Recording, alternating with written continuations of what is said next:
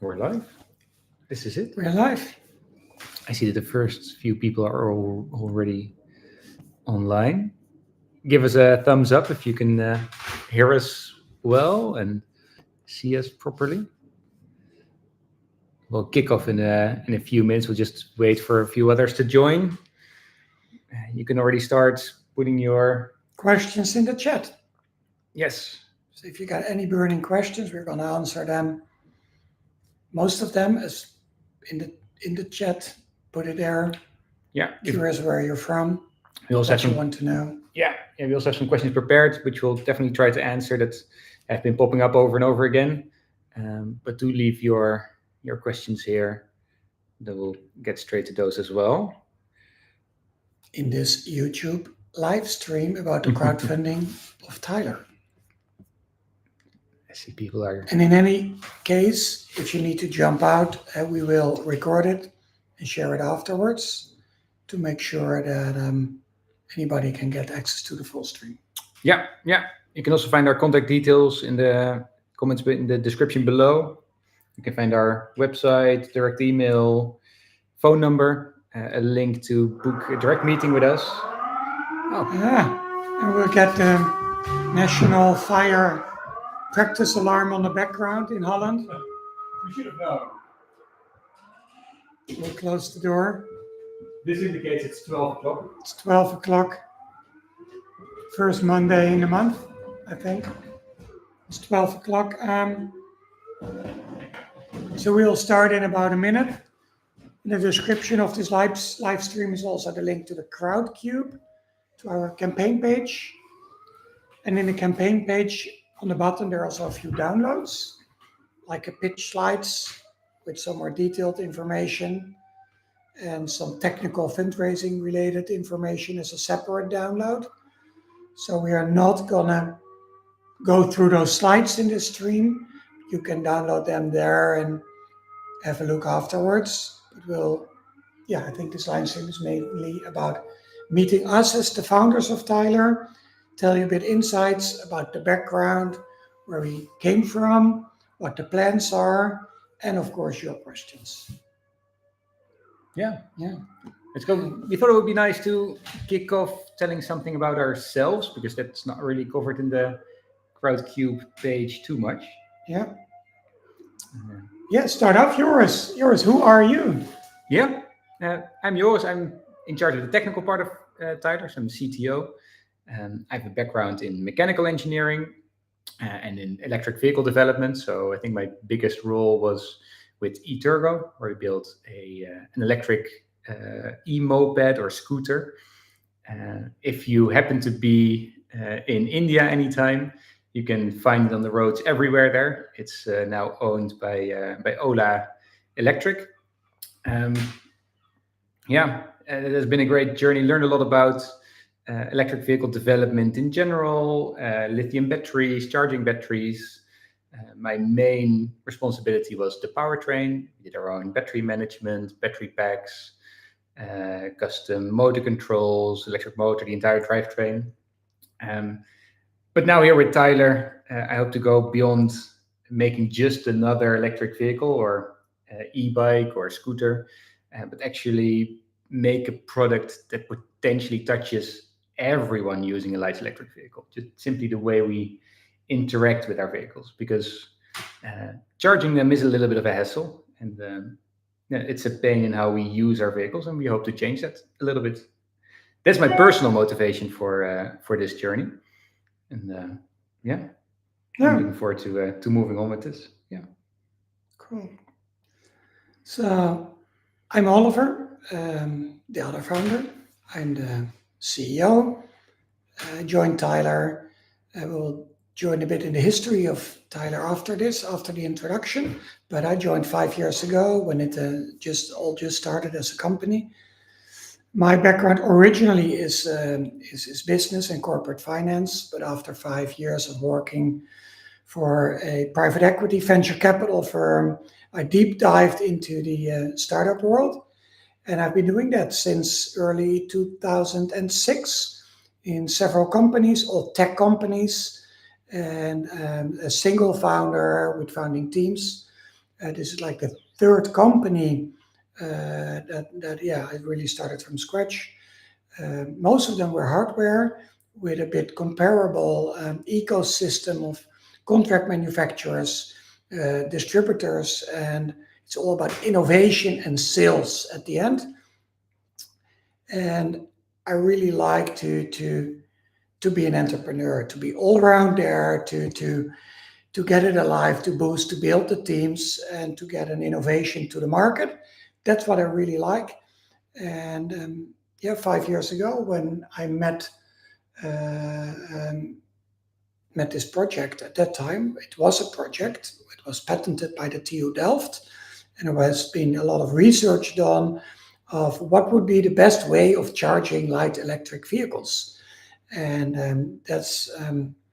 the research showed that charging through the kickstand is super obvious, because the kickstand touches the ground and it does not really add a lot of complicated elements to the ecosystem, because we already have tiles, we already have kickstands, and there we proved together with the first proof of concepts in 2021 that we could do fast charging actually through the tip of a kickstand. That's where it all started. And after a series of prototypes, we scaled the company. And then since about 2 years, we are with a CE certified product at the market, and we're going to tell about the journey. So the reason I do that personally is that I love the domain of mobility, of changing cities. And I think this truly facilitates such a change, because charging is a pain in the ass, carrying around cables. It's dangerous, and it's complicated. And that's what we're going to have a chat about. Yeah, and maybe to add a little bit about what makes the technology unique and why it's important that we have this patent from the university. And that's all about power density. So the surface area of a kickstand is very small, and the bike requires quite a significant amount of power to be charged. And they found a way to achieve a very high power level in this small surface area. So the surface area that we use is roughly half the size of the wireless charging on your phone, but instead of the 15 watts that your phone can charge at, we can do up to 500 watts, at least in the electromagnetic part. So that's really the enabling technology that makes TILER possible to begin with.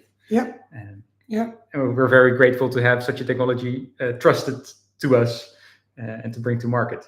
Yeah. So what we're going to do, tell you about how we started, what our journey is, why we do this crowdfunding. But please, if you have a question, put it in the chat and we'll try to answer it.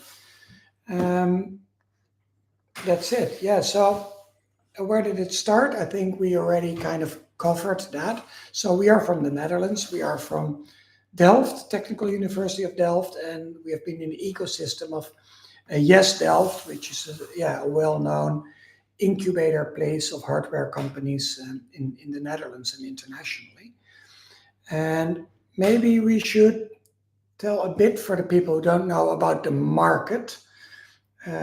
Which market are we in? It's e-bikes, but it's a bit wider than just e-bikes. It's not cars. So we are creating an alternative to make it so attractive to use a bike, a cargo bike, a moped, whatsoever, to leave your car at home and create alternatives there and greener and livable cities. But the market itself, Joris. Yeah. Maybe some facts about the market. Yeah, the market itself has been growing tremendously. So in the Netherlands, we've been riding our bikes with a lot of pleasure for years already. But now the upcome of the e-bike opens up biking to everyone around the world. So in the Netherlands, of course, we're a completely flat country, so biking was working perfectly fine. But anywhere else, by the time you encountered a hill, it started to become very uncomfortable, pretty quick at least, from a utilitarian standpoint. But now with e-bikes, people around the world are starting to ride them to get to work, to get to school. And now we see countries like Belgium and Germany slowly overtaking the Netherlands in their biking efforts. So in the Netherlands, there are over 5 million e-bikes already. There are over 500,000 e-bikes sold every year. And those numbers are now getting overtaken. So it's a booming market. And we think we can help grow that as well by making the e-bike a little bit more attractive as a whole. And that sounds all super positive, but we all know that in the past years, Corona was at peak, and everybody thought, okay, biking is going to be crazy big with continuous fast growth. Yeah. But then after Corona, so many bikes have been sold, and logistic challenges through because of the war, but also the Suez Canal was a bit screwed up. So we did face challenges in the e-bike sales itself in the past 2 years, but that nevertheless it's a growth market. So that was a temporarily it was a bit of a correction, let's say. Correction for the e-bike sales, but if you talk about charging, it's an accessory. So we are not selling bikes. We're introducing an accessory for new bikes, but also aftermarket sales. Yeah. I see that we also have a first question in the chat from Richard. He says, how have you found working with your contract manufacturers so far, and are they in the Netherlands? So our current product, our existing product, we are indeed manufacturing in the Netherlands. It's with Multifix, the Multifix group. They're a very big corporate, multifaceted company. They do custom metal parts, they do assembly, and they take care of all of the manufacturing and assembly of our current product. So they source the injection molded parts, they keep stock of them, they do the final assembly of the product, and they also do the fulfillment to our end customer. It's important to note that our existing product has been targeted at fleets and businesses, in comparison to our new product, which is going to be targeted at consumers. So it's going to have a slightly different logistics chain, probably.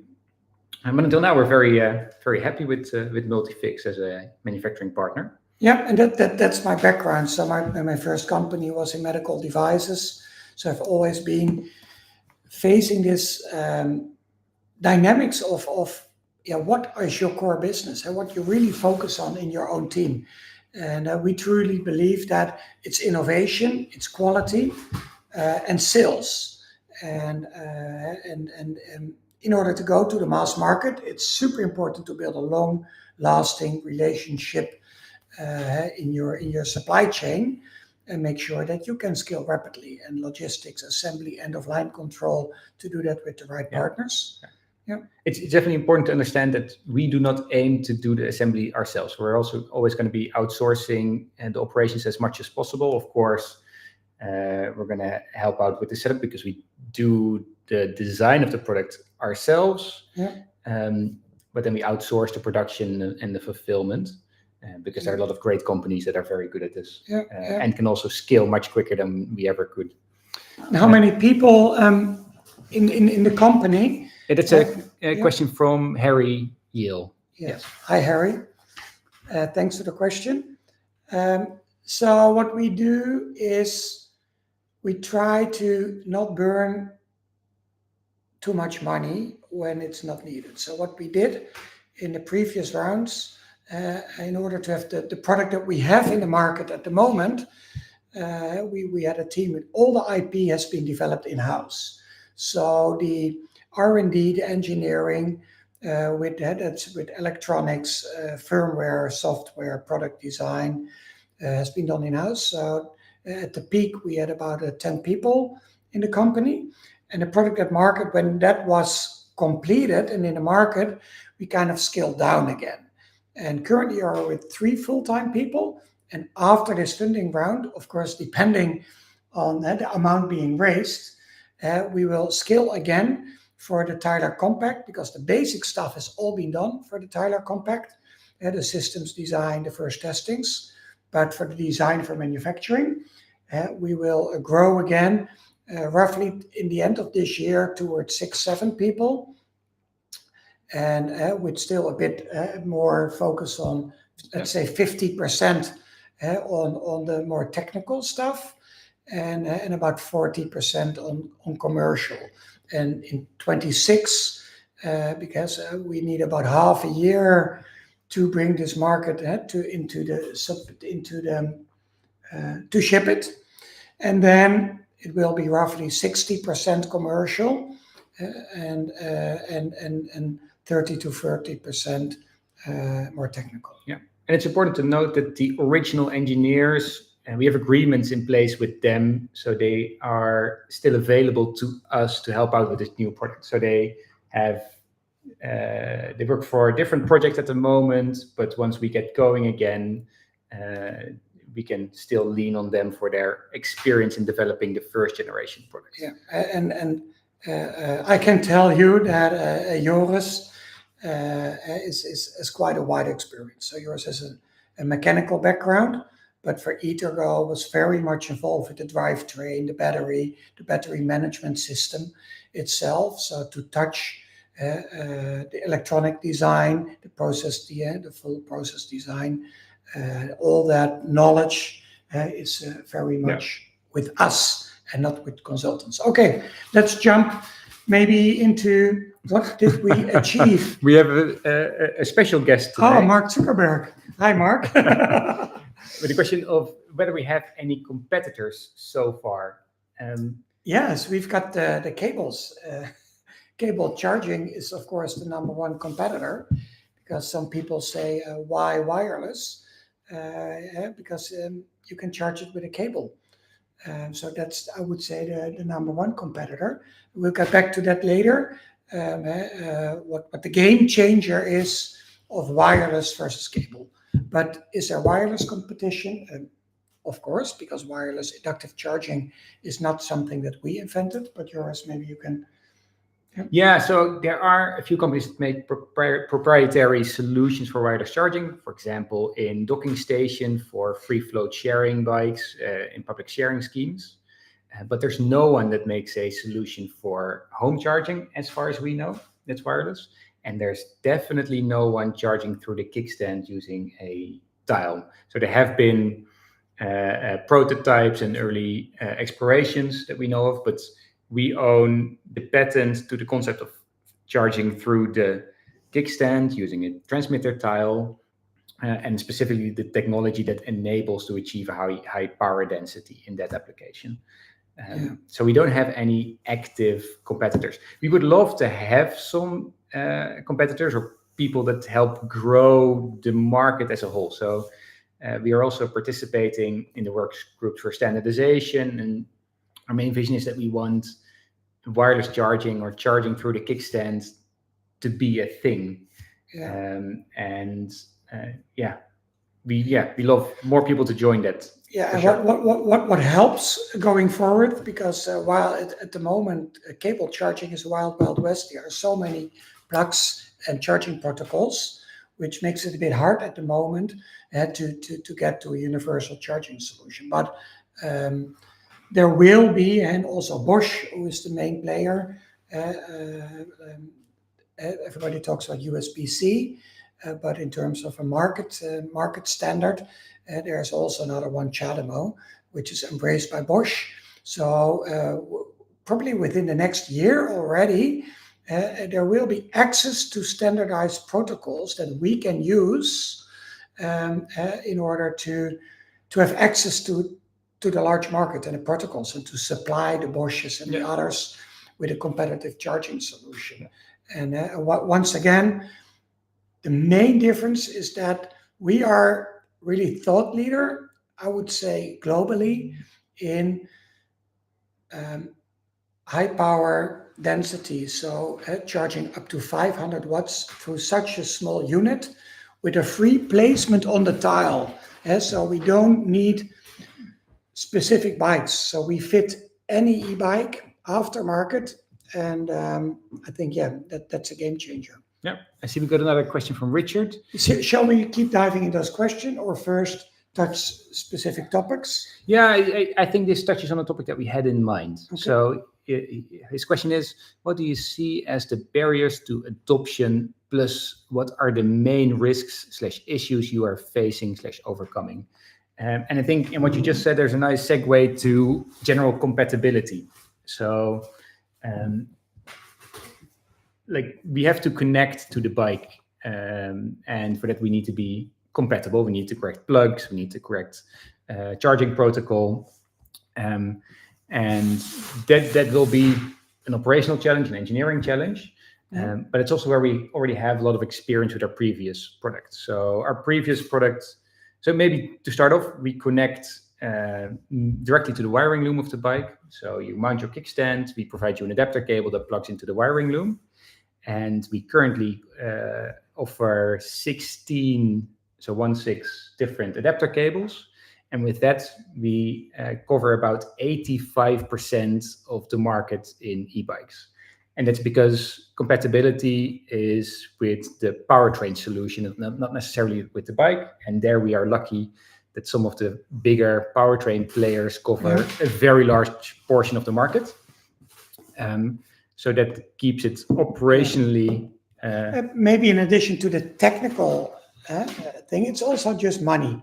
For a startup in the past years, we all know the fundraising is key, and the feedback that we have now is super promising. So we have partnership agreements with OEMs in place.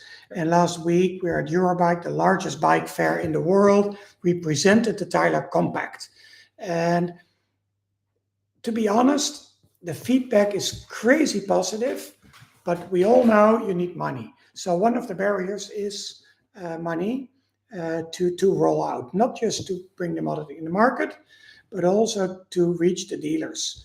So we have already a key person in stretched conversations to directly roll out towards 1,000 dealers in Netherlands and Belgium, and afterwards to the UK and Germany and France. But yeah, that's the reality to one of the barriers. Next question. Last question of Richard. What's your goal with the business? Do you want to stay in the business or sell, IPO it? Joris. That's a very good question. I think we are both very passionate about what we're doing, what we're trying to achieve with TILER. And I think within that, even if there's an acquisition or an IPO, we would definitely want to stay involved with the business. We do see us doing this for quite some time. But of course, there will be definitely, if there's a good opportunity for an exit, which could help us reach a much broader audience and bring this solution to more people, then that would definitely be something we would look for. Yeah. Yeah, so we are open. I think the main thing is innovation. The market is huge, and we should be open for conversations needed to grow this. Personally, I would love to stay involved, either in as an independent company that we in the scenario of this fundraising, we have a scenario to become break even ourselves with this funding round. But with the shareholders, we will need to decide in the year to come to stay independent or to go for a large Series A or to a strategic partnership. Personally, I would love to stay involved for a long time. I'm 48 years old, and I would be super happy to stay at least 10 years involved in whatever role is needed. I would love to stay the CEO, but time will tell. All right. Yeah, then the other question from somebody, I think from Asia.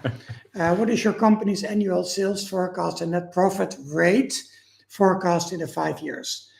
Honestly, 5 years is long. I would prefer to talk about 3 years. In 3 years, we would love to have at least 100,000 tiles out there.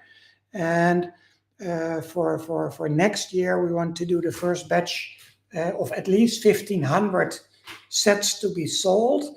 But we aim to procure 10,000 the key component for 10,000 units, and very much grow to the sales of about 2 million. And with the gross margin currently, with these volumes that we talk about, is 60% gross margin. And the company, we aim big. So for in the next 3 years, we should grow to at least a company sales of 30 million with a super profitable gross margin. Cool.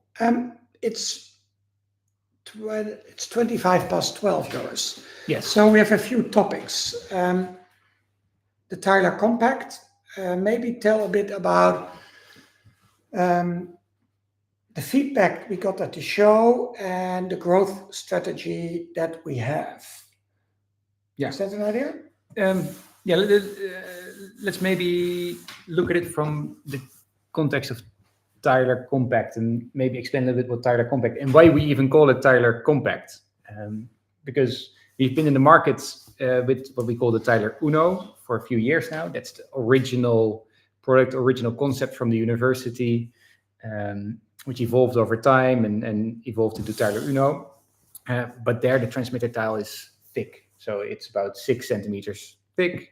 So our customers right now, they pave it into the ground or they create a parking deck to raise up the bike, which works in certain applications.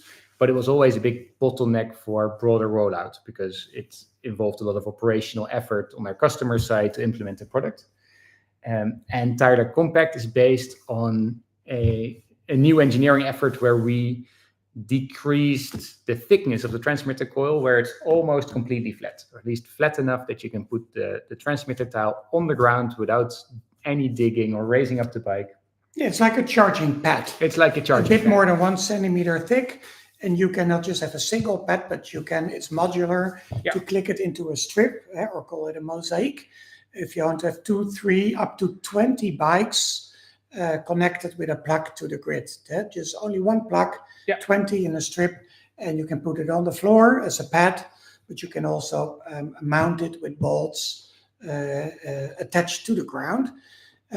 Before we jump in the Compact, I realized that we did not tell you yet about our traction up to date. So you just mentioned the challenge of our current product. And we made about 350,000 euros revenue up to now. And that was all meant for a validation of the whole principle of the solution. And we have super happy customers. Actually, all of our current B2B customers, they placed recurring orders, all of them.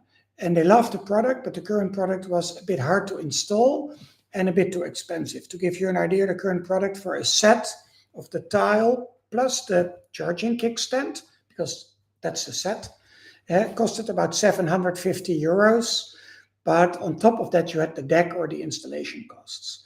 And for most like fleet operators or hotels, that was a bit too expensive in comparison with the cost of a bike to scale it towards hundreds or thousands of charge points. And but they love the product, and they all of them want to make the jump to the TILER Compact. Some key facts. On average, the bike is about 80% 80 charged before a trip starts for rental bikes. So a hotel, name one example, we are live at a hotel in the Netherlands for about 2 years, a bit over 2 years. Yeah, a little bit longer. Yeah. We had about 6,000 rental sessions, and on average, the batteries were over 80% charged. And the rental company nor the hotel had to do battery swapping or plug-in.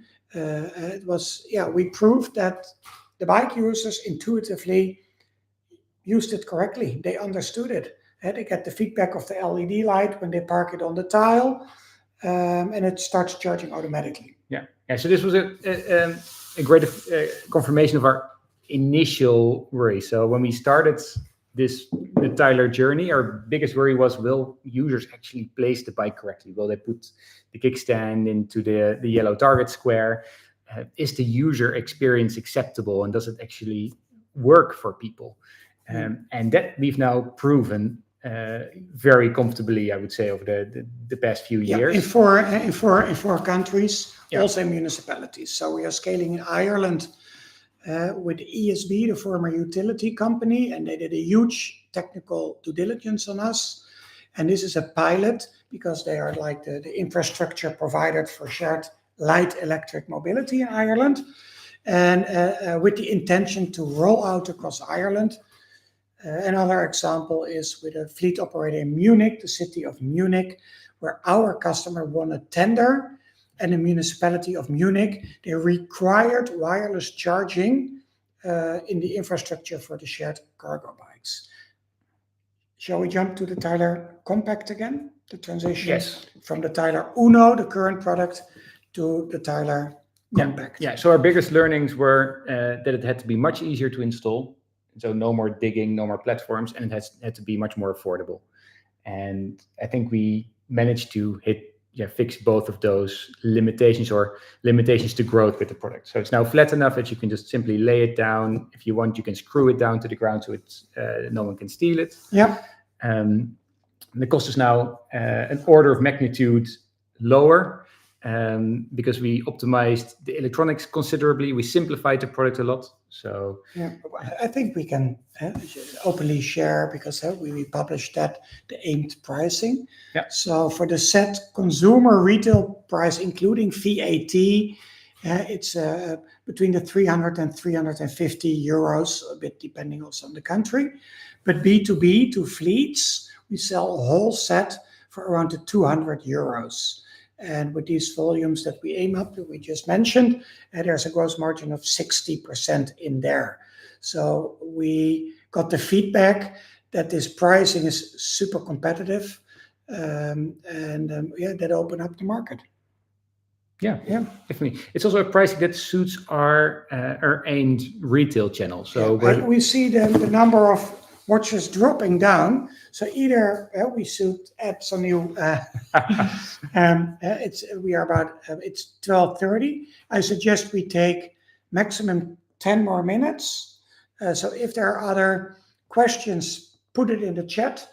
I see a question from Harry that we missed. So his question is, will crowdfunding be your main source of money, or do you have any other investments prior? So no, it will not be our only source of money. So we already have a subsidy lined up and allocated that will match part of what we will raise with this round. And of course, our prior years up until this point, they have been funded as well. That's in equal shares, more or less. It's subsidies, loans, and investments. We raised about 3 million to get where we are. The reason we did this crowdfunding is because we are going from just B2B. You're really going to focus on private e-bikes, and therefore it's super good to get ambassadors and go out, because this is also marketing. If you see how many people we reached in this crowdfunding so far, it's super international and wide. So that's the reason this is crowdfunding. With this round, we have a runway of at least 18 months. And next year, we'll decide to grow organically if it goes fast enough, or raise a Series A of 3 to 5 million for a much faster international growth.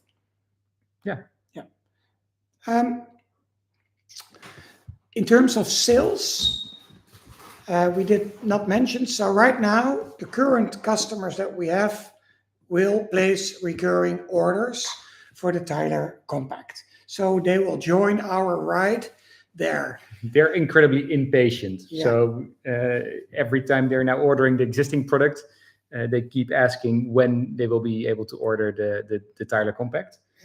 So that's a good sales funnel to have. And what's a bit frustrating for us, in all openness, the gross margin on the product in the market is too low. The cost price is too high in compared with the price point. And so honestly, we do serve some current projects, but we are not actively selling current product in market, and we focus fully of introducing the TILER Compact because of all the reasons we mentioned up to now. And our focus is really on the dealers. So we got on the Eurobike fair about 30 bike dealers, mainly from Germany, who said, yes, I want to have it in the shop aftermarket. And we also have some partnership with large bike OEMs. In the coming weeks, we'll publish a series of partnerships, not because these bike manufacturers will directly sell a lot of charging kickstands on all the bikes that they sell in the market as a manufacturer, but they help us as a trusted partner, and they embrace it to make their bikes TILER ready. But the volumes will be on those 1,000 dealers, initially in the Netherlands and Belgium, and then as soon as possible to Germany, UK, and Ireland. So the focus is to get our product as an accessory on those bikes and do a bit of B2B sales in parallel with the context that we have. Yeah. In the meantime, we had a few new questions. Maybe how fast the product charges? Is that in that questions or not? No, not yet. Everyone's confident. It's pretty cool and interesting product you have. You connect your kickstand to the bike manufacturer's battery technology, right? Yes. So as mentioned earlier in the video, we have 16 adapter cables, which we can cover about 85% of the bikes to physically make the electrical connection. Then for the charging protocol and the communications, we have a library of different charge protocols pre-programmed into our kickstand. So our kickstand is completely universal, and by which adapter cable it is connected to, it will select the correct charging parameters and communication protocol for that specific bike. This is a database that we continuously develop, and as new bikes and protocols come out, we make ourselves compatible. Yeah. And we also mentioned that we are looking forward to the standardization that's coming up. So Bosch has embraced CHAdeMO as a charging standard, and we expect a lot of other manufacturers to follow. And that will be a great skill enhancement for us as well, because that means with that one charging protocol, we can basically charge any bike. Moving on, because we're almost there. Apparently it was not clear enough, because the last question again was your product is cheaper and your focus is B2B first, then retail. Well, yes, so the product is more than four times cheaper, which is a huge difference. So yes, it's much cheaper.